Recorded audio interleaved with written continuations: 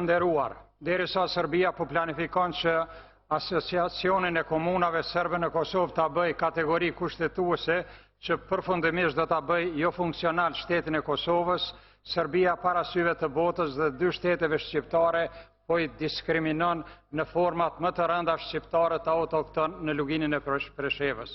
Komisioni parlamentar i arsimit gjatë vizitës në komunat e Preshevës, Bjanovce dhe Medvegjës unë njoftuar gjërësisht me problemet që po ballafaqohet popullata shqiptare në luginën e Preshevës, që sot janë qytetarët më të diskriminuar në Evropë.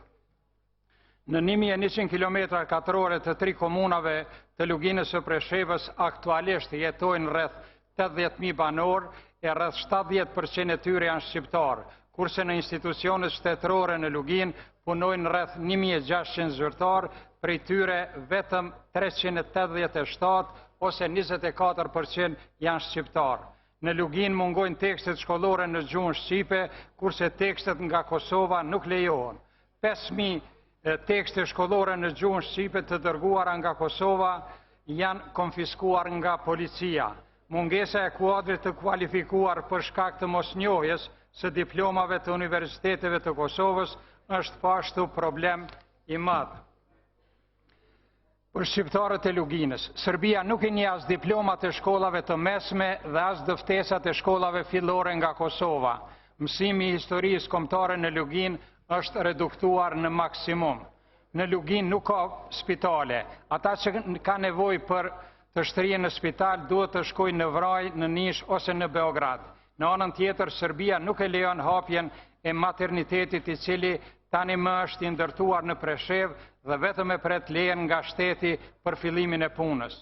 Në anën tjetër, Serbia nuk e lejon regjistrimin e foshnjeve që lindin në Kosovë edhe kur dy prindrit janë banor të luginës. Gratë atje shpesh janë të detyruara të lindin në shtëpitë e tyre pa përkujdesje mjekësore. Banorët e luginës që për një kohë dalin jashtë vendit për të punuar edhe pse familje dhe pasurinë e kanë në vendlindje, shlyen nga evidenca e shtetësisë së Serbisë dhe kështu atyre ju merren të gjitha të drejtat duke përfshi këtu edhe të drejtën e votës. Në disa agjenci shtetërore shtetërore nuk ka asnjë shqiptar të punësuar. Në polici 70% të punësuarve janë serb. Në gjykatën themelore në Bujanoc punojnë vetëm 3 gjykatës shqiptar, kurse gjykatë shkallës së dytë nuk ka në lugin. Barazia në përdorimin e gjuhëve është vetëm në letër. Në radio-televizionin publik të Serbisë nuk ka as një minut program në gjuhën shqipe. Investimi vetëm i Serbisë në luginën e Preshevës është ndërtimi i bazave ushtarake dhe të gjandarmerisë që ushtrojnë presion të vazhdueshëm mbi shqiptarët atje. Investimet në fushën e zhvillimit ekonomik në lugin nuk ka. Prodhimet bujqësore apo ato të ndonjë kompanie private nuk kanë treg, ato nuk mund të sillen në Kosovë, kurse në Serbi bojkotohen.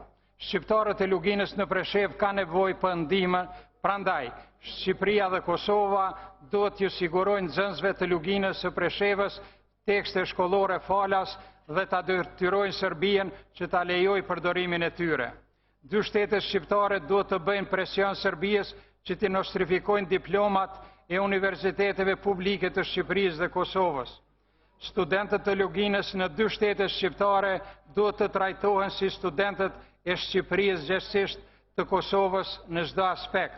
Dy shtetet shqiptare duhet ta përkrojnë themelimin e një universiteti publik në luginën e Preshevës. Dy shtetet shqiptare duhet ta ndihmojnë hapjen e maternitetit në Preshev. Dy shtetet shqiptare duhet i përkrojnë projektet ekonomike që do të hapnin vende të reja pune dhe krijonin kushte për të jetuar në lugin. Kosova duhet të heqë të gjitha pengesat administrative që pengojnë lëvizjen e lirë të shqiptarëve të luginës së Preshevës dhe prodhimet e tyre. Dy shtetet shqiptare duhet të hapin zyra ndërlidhëse për luginën e Preshevës dhe të vënë kontakte të rregullta institucionale. 3 komunat e luginës së Preshevës duhet ta themelojnë asociacionin e komunave dhe për këtë duhet ta kenë edhe përkrahjen tonë. Dy shtetet shqiptare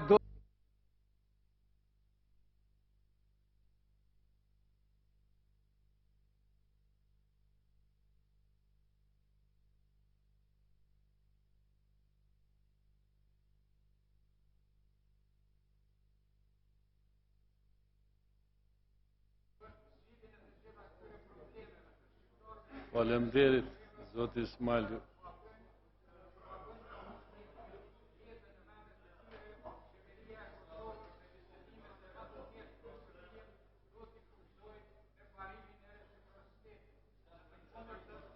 Fjalën e ka